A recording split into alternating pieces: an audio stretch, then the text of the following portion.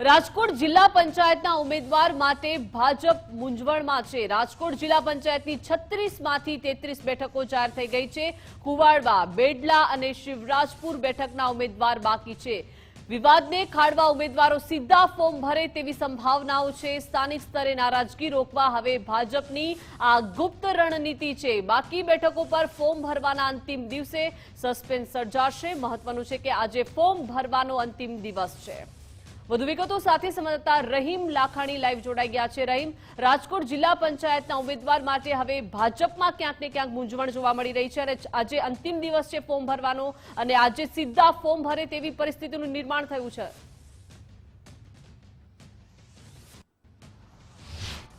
ચોક્કસપણે દીપિકા, રાજકોટ મહાનગરપાલિકા અને રાજકોટ જિલ્લા પંચાયત આ બંને લિસ્ટો છે તે ઉમેદવારોનો ભાજપ દ્વારા જાહેર કરવામાં આવ્યા છે।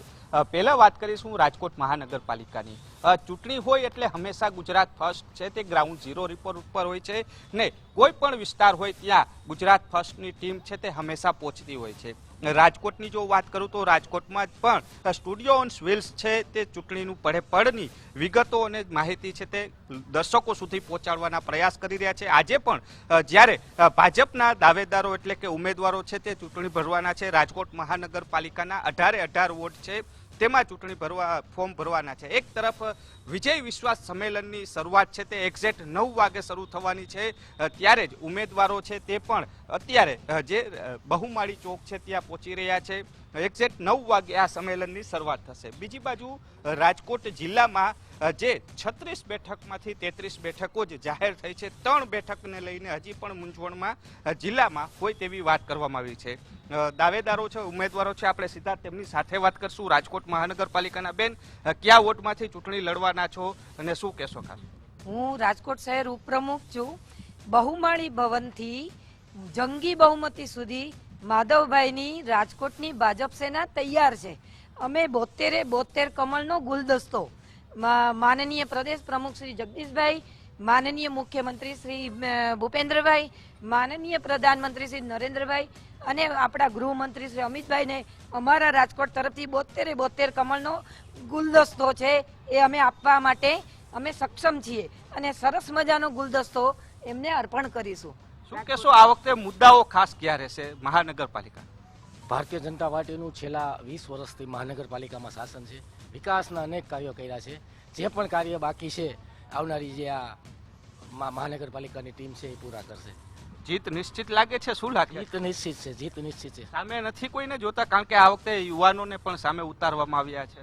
અમને તો ક્યાંય સામે ઉમેદવાર દેખાતા નથી કોઈ, હજી એના ફોર્મ પણ ભરાણા નથી અને ઉમેદવાર પણ ડિક્લેર થયા નથી। આપમાં હું જોઉં છું કે લગભગ 50% પણ ઉમેદવારો ડિક્લેર થયા નથી। એવું હાલત કોંગ્રેસની છે અને ભારતીય જનતા પાર્ટીના 72 ઉમેદવારો નક્કી થઈ ગયા છે, એના ફોર્મ કમ્પ્લીટ થઈ ગયા છે અને આજે અમે વિજય મુહૂર્તે ભરવાના છીએ। તો જે રીતના ભાજપ છે બહુમાળી ચોકમાં 9 વાગે એક સંમેલન રાખ્યું છે, વિજય વિશ્વાસ સંમેલન, અને ત્યારબાદ તેઓ અહીંથી જે સંમેલન બાદ વિજય મુહૂર્તની અંદર તમામ ઉમેદવારો ફોર્મ ભરવા જશે। બીજી બાજુ જો વાત કરવામાં આવે તો રાજકોટ જિલ્લાની અંદર ખાસ જે 33 બેઠકો છે, 33 બેઠકો જાહેર થઈ છે, તેમાંથી 3 બેઠકો બાકી રાખી એટલે 36 બેઠકો થાય છે। તેમાંથી જે 3 બેઠકો છે તે રસાકસી ભરી બેઠક રહી છે, કારણ કે જે રીતના અત્યાર સુધી ક્યારે પણ એવું થયું નથી કે ભાજપ મૂંઝવણમાં મુકાણી હોય, પરંતુ જે રીતના વિરોધનો સામનો કરવો પડી રહ્યો છે। કારણ કે વોર્ડ નંબર 15ની અંદર પણ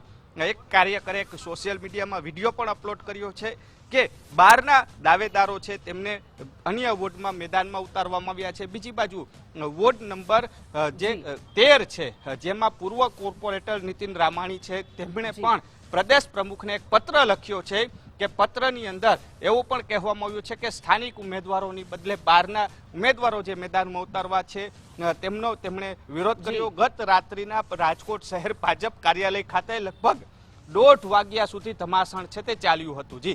જી રહીમ, આભાર વિગત સાથે જોડાયા તે બદલ।